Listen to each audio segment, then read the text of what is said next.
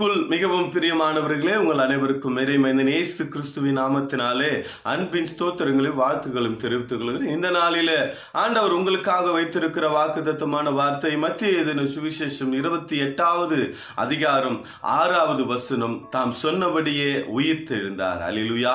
இந்த காலை வேளையில ஆண்டவர் உங்களுடைய விசுவாசத்தை பெருக செய்யும்படியாக அவருடைய வார்த்தையின் மீது, அவருடைய வாக்குத்தத்தத்தின் மீது நீங்கள் நம்பிக்கையுள்ளவர்களாக மாறும்படியாக, உங்களுடைய நம்பிக்கை பெருகும்படியாக இந்த வார்த்தையை ஆண்டவர் கொடுத்திருக்கிறார். அவர் சொன்னபடியே உயிர்த்தெழுந்தார் என்று நம்முடைய ஆண்டவர் வாக்குத்தத்தம் செய்கிற ஆண்டவர், வாக்கு மாறாத ஆண்டவராக இருக்கிறார். ஆம், ஆண்டவர் பல தீர்க்கதரிசிகள் மூலமாக இந்த உலகத்திற்கு மேசையாவாக, இரட்சகராக வருவேன் என்று சொன்ன ஆண்டவர் இரட்சகராக வந்தார். அது மாத்திரமல்ல, இந்த உலகத்தினுடைய மக்களுக்காக ரத்தத்தை சிந்தி மரித்து 3ஆம் நாள் உயிரோடு எழுந்திருப்பேன் என்று சொன்னார். அவர் சொன்னபடியே மரித்து 3ஆம் நாள் உயிரோடு எழுந்த ஆண்டவராக இருக்கிறார். எனவேதான் ஆண்டவருடைய வார்த்தை எப்படிப்பட்டதா இருக்கிறது என்றால், வானமும் பூமியும் ஒழிந்து போகும், அவருடைய வார்த்தைகள் ஒரு நாளும் ஒழிந்து போவதில்லை என்று வசனம் சொல்லுகிறது. அல்லேலூயா. இன்னும் அதிகமாக, இன்னும் ஆழமாக ஆண்டவர் ஒரு ஓமையோடு அவருடைய வார்த்தை எப்படிப்பட்டதான வல்லமை உள்ளது என்பதை அழகாக சொல்லுகிறார்.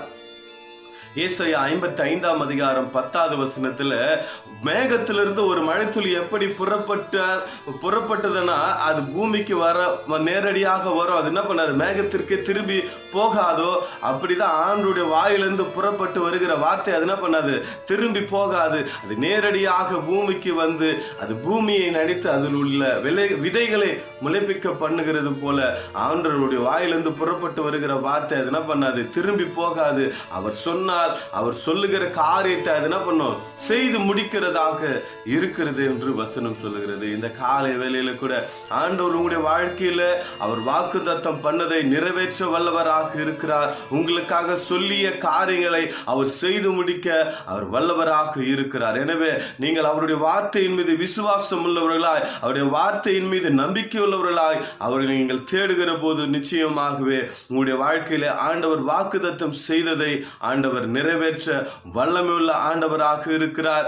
நிறைவேற்ற அவர் என்ன பண்றாரு, கிருபை உள்ள ஆண்டவராக, உங்கள் மீது இரக்கமுள்ள ஆண்டவராக இருக்கிறார். எனவே அவர் சொன்னபடி உயிர்த்தெழுந்த ஆண்டவர், உயிரோடு ஜீவிக்கிற ஆண்டவர் உங்களுடைய வாழ்க்கையில் அவர் செய்த வாக்குத்தத்தங்களை நிறைவேற்றுவார். நிச்சயமாகவே அவருடைய வார்த்தைகளை நம்புங்கள். அவரிடத்தில் இந்த அற்புதத்தையும் அதிசயத்தை நீங்கள் பெற்றுக்கொள்ளுங்கள். இந்த நாள் இனிய நாளாக அமைய கர்த்தர் அவருடைய வார்த்தையினாலே உங்களை வழிநடத்தி அவருடைய அதிசயத்தினாலும் அற்புதத்தினாலும் உங்களை நிரப்பாராக. God bless you.